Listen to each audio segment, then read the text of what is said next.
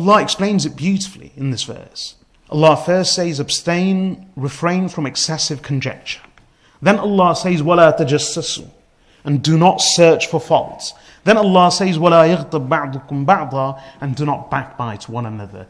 Why does Allah mention all three? Because this is gradual progression.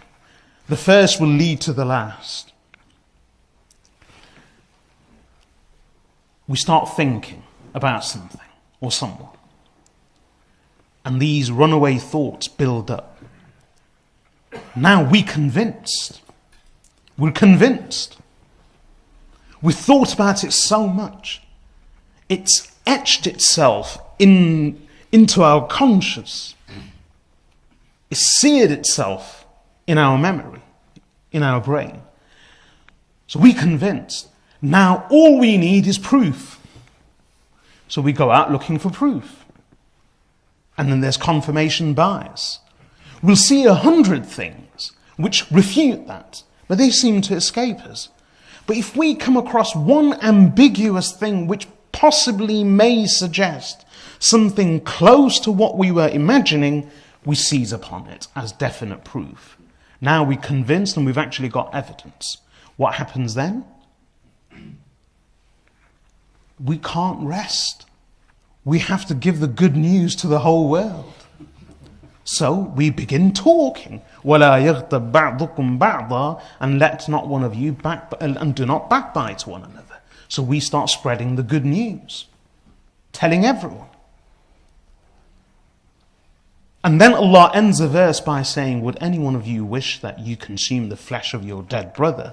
So subhanAllah, you know what this verse shows? This verse begins with something and ends with something. And shall I tell you what it begins with?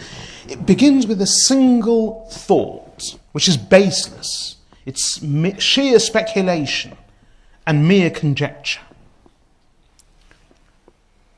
So it begins with a single thought, and it ends with this person feasting on the flesh of his dead brother's corpse. That's what that one thought leads to. So Allah subhanahu wa ta'ala says, cut it from the roots. Do not resort to conjecture. Do not speculate. There could be many explanations about why someone has done something, why someone said something. There could be many explanations. And wouldn't we want others to give us the benefit of doubt?